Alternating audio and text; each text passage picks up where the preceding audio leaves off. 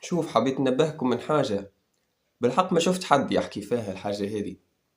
الناس الكل كي مش تقول لها اللي انت معناتها ما زلت ما لقيتش الهدف متاعك وما زلت ما لقيتش طموحك، ديما مش يشجعوك ويعطيك نصايح كيفاش تلقى الهدف متاعك. شنو ما الحاجات اللي تحبها، شنو ما الحاجات اللي معناتها مستعد انك تضحي وتتعب وكل شيء باش توصل لها، وينصحوك معناتها نصايح باهين. لكن الحاجة الأهم من هذا الكل ينساوها. وبالحق مريت حد ينصح عبد انه هل الهدف هذاك مش يجيب لك في الاخر السلام الداخلي ولا؟ بكل بساطة، انت بيدك يمكن اول مرة تسمعها الحاجة هذه واول مرة تخمم فيها. يعني احنا كلنا نعرفوا اللي الاهداف والاحلام في الحياة هذه لازمها تعب، ولازمها معناتها الانسان يعطي كل ما عنده ويضحي شوية بوقته. وهذا كله صحيح، هذا ايش لازمك تعمل باش توصل لأي حاجة في الدنيا هذه. الأهداف والطموحات ماهيش صعيبة، ماهيش سهلة يا ربي. لكن انك حياتك الكل تولي ضغط هم ستريس وتعب نفسي فقط باش توصل لحلم معين، ولا معناتها باش توصل لهدف معين وتقعد في البلاصة هذيك، هذه ماهيش حياة عندي انا. وهذا رأيي الخاص، تنجم انت تكون معناتها ما تتفقش معاي، لكن فسر لي بربي شنو هي المتعة في الحياة هذه. لو كان انت تعداها كل ضغط كل هم كل تعب باش توصل للحلم هذاك، والا باش معناتها كيف توصل له تقعد فيها البلاصة هذيك. عندي انا هذه طريقة عيش خاطئة. الانسان كي لازم يختار حلمه ويختار الهدف متاعه، لازم يختار الحاجة اللي مش تجيب له السلام الداخلي في الاخر، اللي مش تجيب له الراحة، اللي مش تجيب له معناتها المشاعر الحلوة والفرحة في الاخر. يعني صحيح بعدك التعب وبعدك الضغط هذاك، في الاخر على الاقل مش يرتاح. مثلا انت تحلم بخدمة معينة وناسي من مخك الجانب هذاك.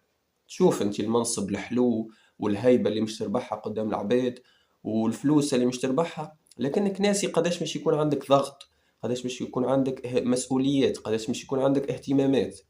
وتنجم معناتها تصير لك حاجات قانونية وتنجم تصير لك مشاكل وشكايات ودنيا، هذا كل ناسيه من مخك انت. الستريس والحاجات هذم، التبعات متاع الحلم متاعك كل ناساها، ما خممتش فيها انت كي جيت تختار في حلمك.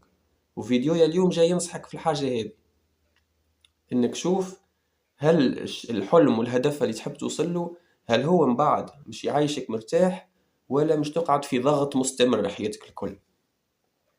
وصدقني عملوا عليها دراسات الحاجة هذه. كيف تبدأ تخدم في خدمة معناتها ديما ضغط وستريس مستمر، كيف تبدأ معناتها منعرفش الحاجة اللي تعمل فيها في حياتك معناتها مصدر رزقك كله ضغط ومشاكل وحاجات معناتها تفدد بطريقة مستمرة. صدقني هذا ينقص من نسبة العيش متاعك، يعني ينقص من الجودة متاع حياتك على الآخر، يأثر على القلب، يأثر على النفسية، على المخ، على كل شيء. وصدقني يقلل لك في عمرك. يعني هي الأعمار بيد الله، لكن الدراسات أثبتت أنه العباد اللي يعيشوا في ضغط مستمر في الأعمال متاعهم، النسب معناتها متاع العيش متاعهم أقل بياسر من العباد اللي تخدم في خدمة نورمال وسهلة وما تتطلبش برشا ضغط. إذا هذا هو اللي حبيت ننصحك به. بالحق، أول حاجة، أول كرايتيريا لازمك تنظر لها وتفلتر الأهداف والأحلام اللي أنت معناتها مش تختار منهم، هي هل الحلم هذا والهدف هذا اللي أنا نعمله مش يجيب لي السلام الداخلي، ولا مش يخليني مرمد حياتي كل، مش يخليني تاعب حياتي كل، مش يخليني نجري وما نلحق. الحياة قصيرة، تفكر مليح. والحياة ربي حطنا فيها تيست لهنا باش يختبرنا. وفي الاخر صدقني الحاجات اللي مش تخرج منها باهية الحياة هذه، اكل الضحكة اللي مش تعملها مع عيلتك، اكل الفرحة اللي مش تشوفها مع اصحابك، اكل القعدة اللي مش تضحك فيها ومش تتفرهد ومش تتمتع. هاكم هما اللحظات اللي باهين في الاخر في الحياة مش تخرج باها منها. كي معناتها اللطف عليك بعد عمر طويل في السرير متاعك ماكش مش تتفكر قداش خدمت ولا قداش صورت فلوس ولا قداش مش تتفكر كان العباد اللي كانوا محلاهم في حياتك واللحظات السعيدة اللي عديتهم معهم. هكا هو ملخص الحياة. يعني في الاخر الهدف متاعك لازم يجيب لك الراحة، مش لازم مش يزيد عليك انت. الحياة وحدها تكفي، فيها ستريس وفيها تعب نفسي بما فيه الكفاية. يعني ما تزيدش انت تخلي الحاجة اللي تحبها وتحلم بها تكمل عليك أكثر. خليها هي تكون لك مصدر الأمان، مصدر الراحة النفسية، مصدر السلام الداخلي. يعني هذا هو حاجة بسيطة حبيت نفكرك بها على جلب الحق، مريت حد يحكي فيها. الناس الكل ماشية بعقلية اضغط على روحك، اخدم، اعمل، طبق. اي وبعدك مش تقعد حياتك الكل هكا؟ كان مش تقول لي لا فترة معينة باش توصل وبعدك تولي بعدك مش ترتاح، نقول لك لا غلط. ما دام الهدف هذاك تطلب منك انك تنسى حياتك الكل باش توصل له، راك مش تقعد ناسي حياتك الكل باش تقعد في المكان اللي وصل له.